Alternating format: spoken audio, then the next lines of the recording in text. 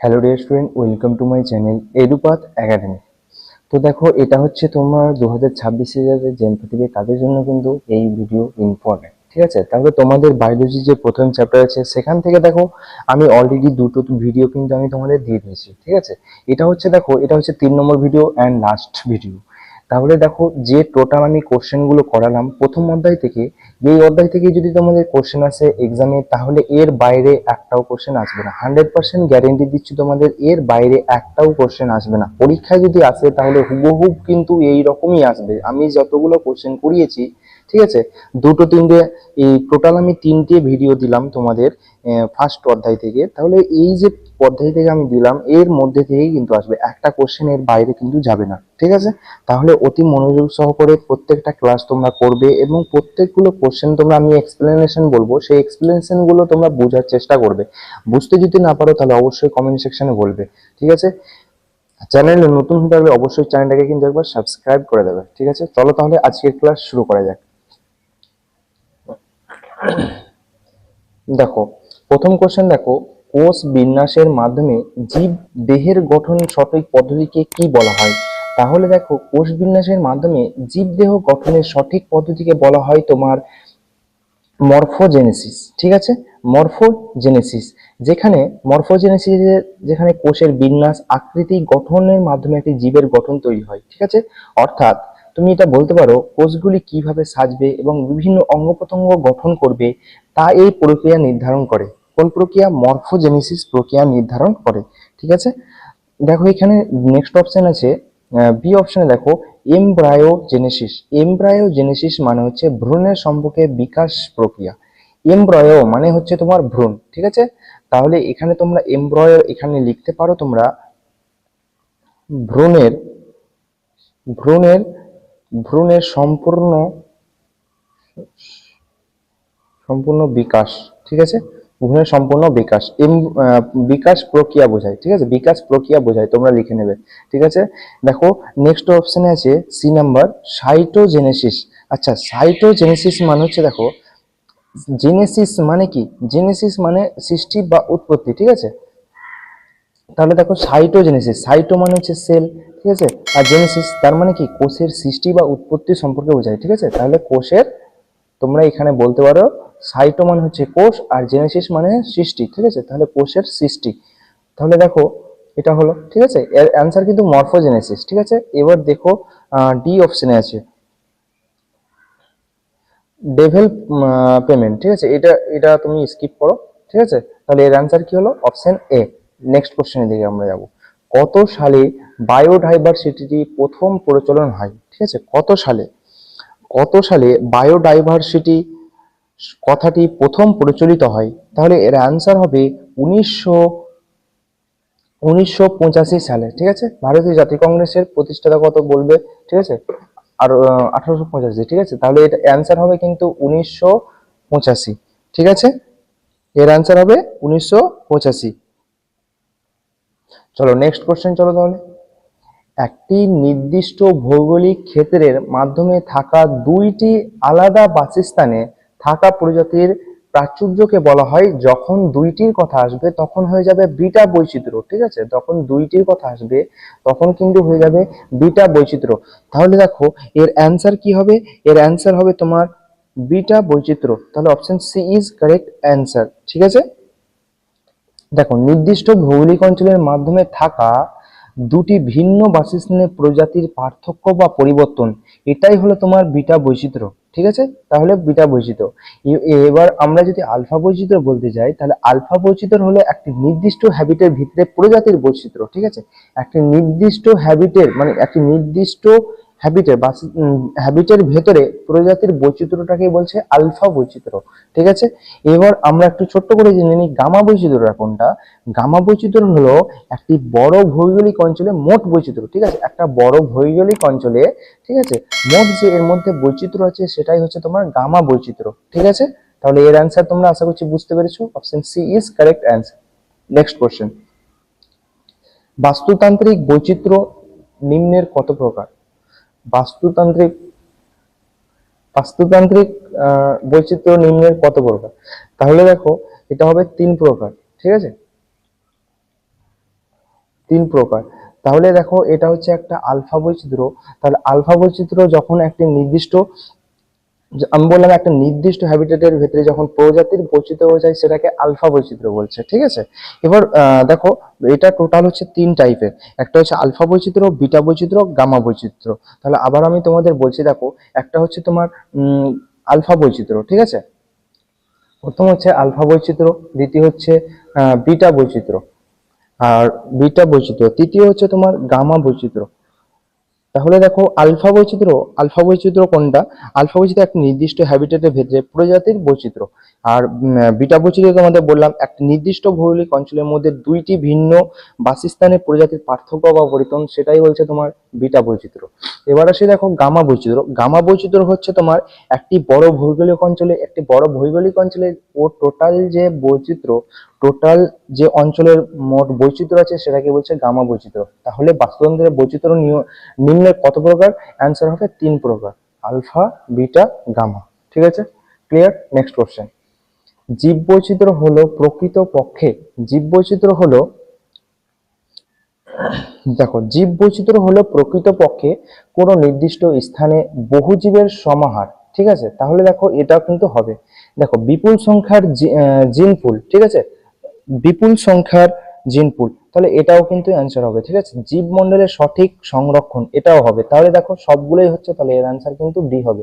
জীব বৈচিত্র্য হলো প্রকৃতপক্ষে কোন নির্দিষ্ট স্থানে বহু জীবের সমাহার, বিপুল সংখ্যার জিন, ঠিক আছে, জীবমণ্ডলের সঠিক সংরক্ষণ, তাহলে এর অ্যান্সার হচ্ছে অপশন ডি, যেগুলো সবগুলোই কিন্তু কারেক্ট হচ্ছে। Next question. কোনো একটি অঞ্চলের সমগ্র সজীব উপাদানকে ওই অঞ্চলের কি বলা হয়? ঠিক আছে, কোনো অঞ্চলের সমগ্র সজীব উপাদানকে ওই অঞ্চলের কি বলা হয়? তাহলে দেখো সমগ্র অঞ্চল, সেই অঞ্চলকে বলা হয় তোমার বায়োটা। ঠিক আছে, তাহলে বায়োটা কোনো একটি নির্দিষ্ট অঞ্চলের সমস্ত জীব উপাদান, অর্থাৎ সেখানে থাকা সব উদ্ভিদ বা প্রাণী অনুজীব সমষ্টি, সেখানে থাকা প্রাণী উদ্ভিদ অনুজীব সমষ্টি, তাদের টোটালটাকে একসঙ্গে বলছি বায়োটা। ঠিক আছে, বায়োটা।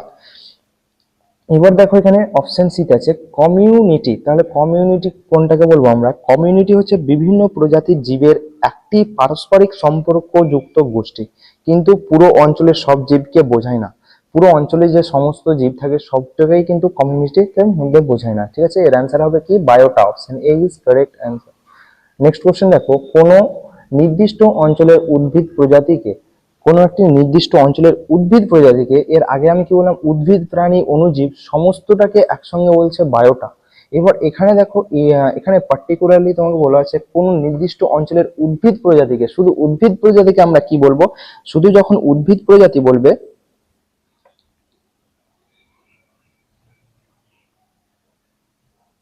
দেখো কোন এক নির্দিষ্ট অঞ্চলের প্রজাতিকে উদ্ভিদ প্রজাতি বলবো আমরা ফ্লোরা। ঠিক আছে, অ্যান্সার হবে ফ্লোরা। যখন উদ্ভিদের কথা বলবে তখন কিন্তু অ্যান্সার হবে Flora. Option A is correct answer. Next question. পৃথিবীতে সর্বাধিক জীববৈচিত্র্য লক্ষ্য করা যায়, তো তোমাদের আমি এটা আগেও করিয়েছি। সব থেকে দেখো পৃথিবীতে সর্বাধিক বৈচিত্র্য লক্ষ্য করা যায়, তোমার অ্যান্সার হবে দেখো অ্যামাজন নদীর অঞ্চলের ক্রান্তীয় বৃষ্টি। ঠিক আছে, অ্যামাজন নদী অঞ্চলের ক্রান্তীয় বৃষ্টি অরণ্যে সবচেয়ে বৈচিত্র্য লক্ষ্য করা যায়। ঠিক আছে, সবচেয়ে বেশি বৈচিত্র্য লক্ষ্য করা যায়। এখানে কি কি দেখা যায়? এখানে সারা বছর উষ্ণ আর্দ্র আবহাওয়া থাকে। ঠিক আছে, এখানে এই যে অ্যামাজন নদী অঞ্চলে ক্রান্তীয় বৃষ্টি অরণ্যে, এখানে সারা বছর তোমার উষ্ণ এবং আর্দ্র জলবায়ু সবসময় কিন্তু থাকে। ঠিক আছে, এবং এখানে প্রচুর পরিমাণে বৃষ্টি হয়। এই অঞ্চলে প্রচুর পরিমাণে বৃষ্টি হয় এবং বিভিন্ন ধরনের উদ্ভিদ প্রাণীর জন্য আদর্শ পরিবেশ তৈরি করে। এই যে দেখো যে জায়গায় বৃষ্টি হবে এবং উষ্ণ আর্দ্র পরিবেশ থাকবে, সেই জায়গায় কিন্তু তোমার বৈচিত্র্য সর্বাধিক কিন্তু বেড়ে উঠবে। ঠিক আছে, তার জন্যই কিন্তু অ্যামাজন নদী অঞ্চলে ক্রান্তীয় বৃষ্টির জন্য এটা সর্বাধিক লক্ষ্য করা যায়, বৈচিত্র্য লক্ষ্য করা যায়। Option D is correct. Next question. সমগ্র বিশ্বে মোট কতগুলি হটস্পট আছে? ঠিক আছে, তাহলে দেখো তোমাদের বুক অনুযায়ী আমাদের এই যে বিশ্বে টোটাল হটস্পটের সংখ্যা হচ্ছে তোমার 34টি। ঠিক আছে, এবার আমার যদি এখানে কোশ্চেন থাকে কি ভারতে টোটাল হটস্পটের সংখ্যা কত, তাহলে ভারতে যখন বলবে তখন তোমরা একটা কথা মনে রাখবে, ভারতে টোটাল হটস্পটের সংখ্যা হচ্ছে তোমার কত? 4টি, ঠিক আছে। ভারতের টোটাল হটস্পটের সংখ্যা হচ্ছে তোমার 4টি, তাহলে সেই 4টির তোমরা নাম লিখে নাও, ঠিক আছে। তাহলে ভারতে টোটাল হচ্ছে তোমার 4টি হটস্পট, ঠিক আছে। 34টার মধ্যে ভারতের 4টি, তাহলে প্রথমটা লেখো হিমালয় অঞ্চল, ঠিক আছে। হিমালয় অঞ্চল, হিমালয় অঞ্চল, হিমালয় অঞ্চল, ঠিক আছে, হিমালয় অঞ্চল, এটা হলো একটা। 2 হলো ইন্দো বার্মা, ঠিক আছে, ইন্দো বার্মা অঞ্চল, ইন্দো বার্মা অঞ্চল, ইন্দো বার্মা অঞ্চল। 3 নম্বর দেখো, 3 নম্বর হলো তোমার পশ্চিমঘাট পর্বতমালা এবং আরেকটা আছে সুন্দরল্যান্ড। তাহলে দেখো ভারতের টোটাল 34টার মধ্যে, এই যে 34টার মধ্যে তাহলে ভারতে আছে এই 4টা, ঠিক আছে, হিমালয় অঞ্চল, ইন্দো বার্মা, পশ্চিমঘাট পর্বতমালা এন্ড আরেকটা আছে তোমার সুন্দরল্যান্ড। তাহলে এটি মনে রাখবে। নেক্সট কোশ্চেন, জীববৈচিত্র্য হ্রাসের মুখ্য কারণ কি? জীববৈচিত্র্য, এই যে জীববৈচিত্র্যের হ্রাসের মুখ্য কারণ হিসেবে আমরা কোনটি বলবো? দেখো বাসস্থান অবলুপ্তি, আমরা যে এত দিন যাচ্ছে, তারপরে তোমার গাছকে কেটে আমরা কি ঘর বাড়ি নির্মাণ করছি, এতগুলো যে গাছ কাটছি, ঠিক আছে, তাহলে বাসস্থান অবলুপ্তি এবং খন্ডি ভবন, ঠিক আছে, এটাই কিন্তু তোমার জীববৈচিত্র্যের মুখ্য কারণ, ঠিক আছে। বাসস্থানের অবলুপ্তি হয়ে যাচ্ছে এবং খন্ডীকরণ, ঠিক আছে, এই জন্যই কিন্তু তোমার জীববৈচিত্র্য হ্রাস পাচ্ছে। তাহলে option A is correct answer. Next question, নিয়মিতভাবে পরিবেষ্টিত ও সুরক্ষিত পরিবেশ যেখানে মানুষ প্রবেশ আইনগতভাবে নিষিদ্ধ তাকে কি বলা হয়? আইনগতভাবে তাকে বলা হয় তোমার কোর জোন। যেখানে নিয়মিত পরিবেষ্টিত ও সুরক্ষিত পরিবেশে যেখানে মানুষ প্রবেশ আইনগতভাবে নিষেধ তাকে বলা হয় তোমার কোর। তাহলে কোর জোন হলো, দেখো কোর জোন হলো পরিবেশের সবচেয়ে সম্পূর্ণভাবে সুরক্ষিত থাকে, ঠিক আছে, পরিবেশ সম্পূর্ণভাবে সুরক্ষিত থাকে। এই যে কোর জোনের মধ্যে যেটা পড়ছে সেটাও দেখো কোর জোনের পরিবেশ সম্পূর্ণভাবে সুরক্ষিত থাকে, ঠিক আছে। দেখো মানুষ প্রবেশ আইনগতভাবে নিষিদ্ধ বা অত্যন্ত সীমিত, ঠিক আছে, এখানে প্রকৃতি তার স্বাভাবিক অবস্থায় সংরক্ষিত থাকে, ঠিক আছে, এই কোর জোনে প্রকৃতি তার স্বাভাবিক অবস্থায় সংরক্ষিত থাকে, ঠিক আছে। Option B is correct answer. Next question, অতি নিম্ন তাপমাত্রায় অর্থাৎ -196°C জীবদেহের ক্ষুদ্রতম অংশ সংরক্ষণের পদ্ধতিকে বলা হয় তোমার ক্রায়ো সংরক্ষণ, ঠিক আছে। তাহলে এর অ্যান্সার হবে ক্রায়ো সংরক্ষণ।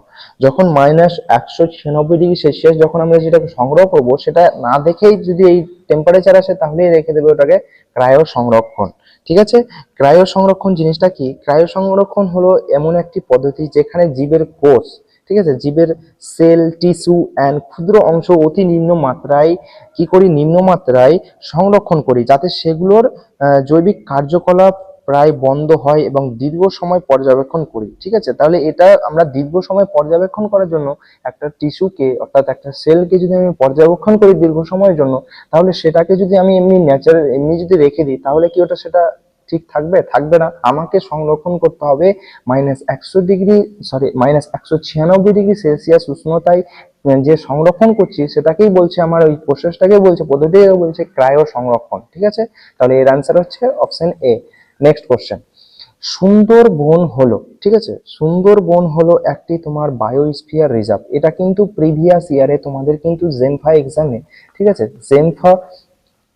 জেমফা এক্সামে কিন্তু প্রিভিয়াস ইয়ারে কিন্তু এটা কোশ্চেন এসেছে, ঠিক আছে। সুন্দরবন হলো একটি বায়োস্ফিয়ার রিজার্ভ। নেক্সট কোশ্চেন, জিন ব্যাংক কিসের উদাহরণ? ঠিক আছে, তাহলে দেখো জিঙ্ক ব্যাংক কিসের উদাহরণ? জিঙ্ক ব্যাংক হচ্ছে তোমার এক্সিটু, ঠিক আছে।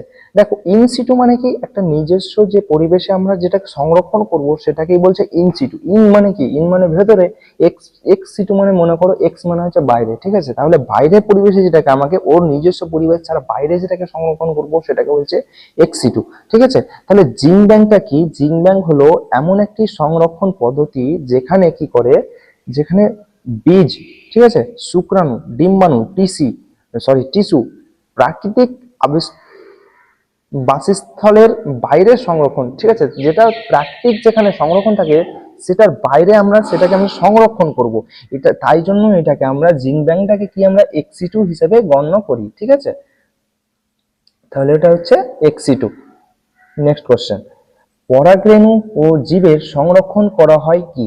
ঠিক আছে, তাহলে দেখো পরাগরেণু ও জীবের সংরক্ষণ করা হয় তোমার ক্রায়ো প্রিজারভেশন পদ্ধতিতে। কোন পদ্ধতিতে সংরক্ষণ করা হয়? ক্রায়ো প্রিজারভেশন পদ্ধতিতে। ঠিক আছে, তাহলে দেখো পরাগরেণু ও বীজ সংরক্ষণ করা হয় কি? অত্যন্ত নিম্ন উষ্ণতায়। তোমাদের আমি বললাম না ক্রায়ো সংরক্ষণ, ঠিক আছে, ক্রায়ো প্রিজারভেশন, ঠিক আছে, সেখানে দেখো -196°C উষ্ণতায় পরাগরেণু ও জীবের সংরক্ষণ কিন্তু করা হয়। ঠিক আছে, এটাকে আমরা ক্রায়ো সংরক্ষণ বলতে পারি, বা এটাকে আমরা ক্রায়ো প্রিজারভেশন পদ্ধতিও বলতে পারি। ঠিক আছে, দেখো এই পদ্ধতিতে জীব উপাদান দীর্ঘ সময় ধরে কার্যকর থাকে, তার জন্য আমরা এটাকে পর্যবেক্ষণ বেশি করতে পারি। নেক্সট কোশ্চেন, যেসব প্রজাতির সদস্য ভৌগোলিক ভাবে সীমাবদ্ধ বাসস্থানে অথবা ক্ষুদ্র ক্ষুদ্র অঞ্চলে বিক্ষিপ্তভাবে বসবাস করে, বর্তমানে বিলুপ্তির সম্ভাবনা নেই, তাদেরকে আমরা কি বলবো? তাদেরকে বলবো আমরা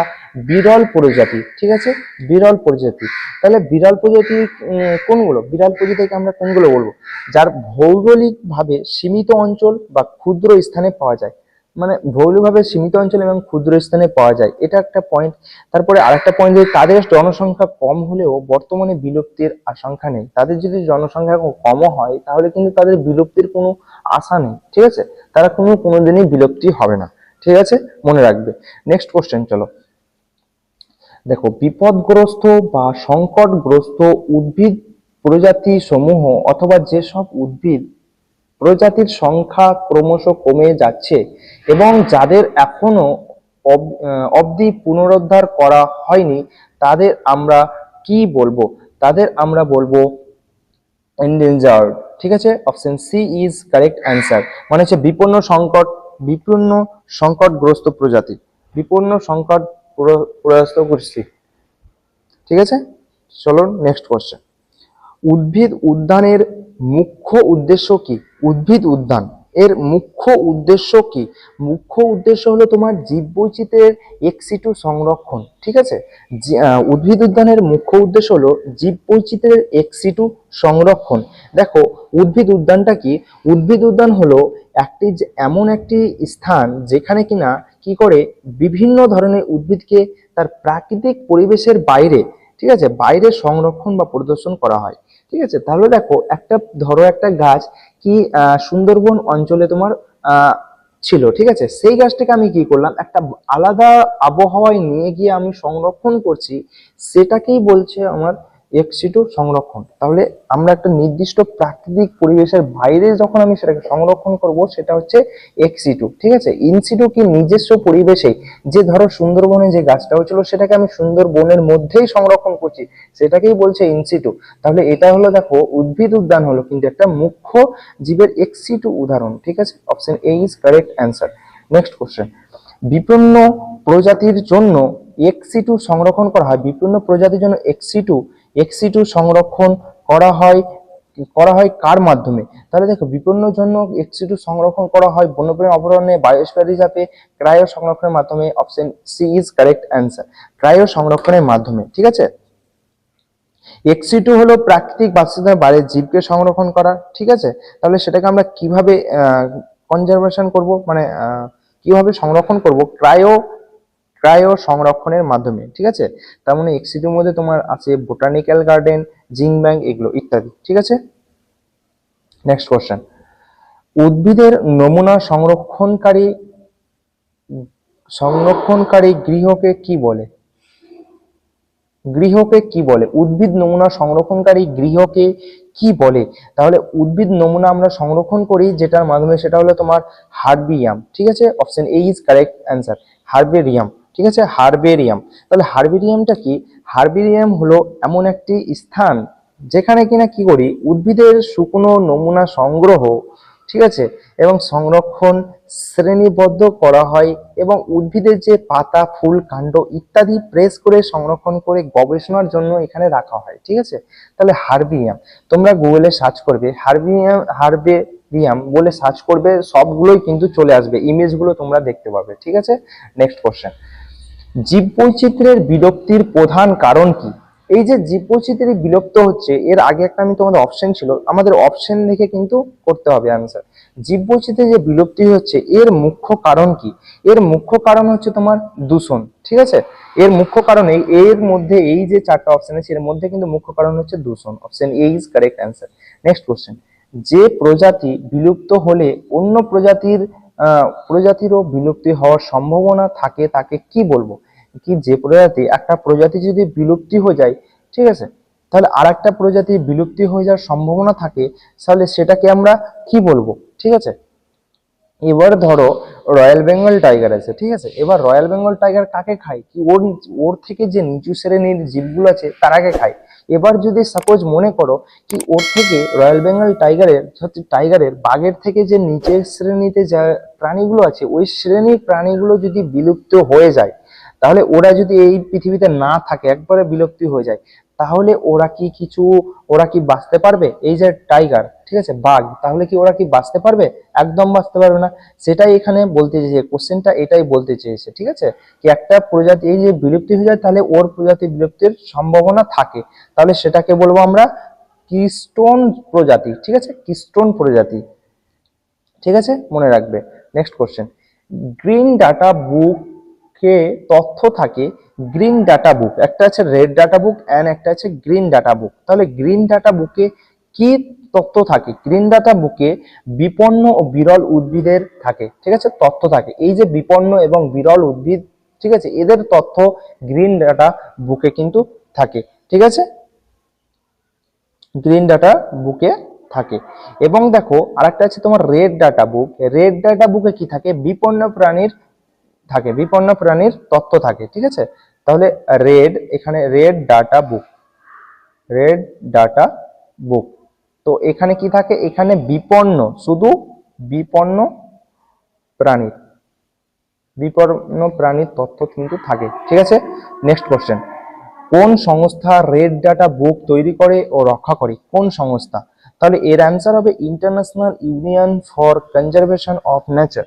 তাহলে এর অ্যান্সার হচ্ছে দেখো option A, international union for conservation of nature, ঠিক আছে, option A is correct answer. এরা কি করে? রেড ডাটা বুক তৈরি করে এবং রক্ষা করে। নেক্সট কোশ্চেন, রেড ডাটা বুকে নিম্নলিখিত কোনটি নথি থাকে? তাহলে দেখো লোহিত সাগরের প্রাণী সালোক সংশ্লেষের ওপর আলোর প্রভাব, উদ্ভিদের ডালে, দেখো আমি একটু বললাম রেড ডাটা বুকে শুধু বিপন্ন প্রজাতির প্রাণীদের তালিকা কিন্তু থাকে, শুধু বিপন্ন প্রাণীদের তালিকা কিন্তু থাকে, ঠিক আছে। নেক্সট কোশ্চেন, WWF এর সংকেত হিসাবে কোন প্রাণীকে ধরা হয়?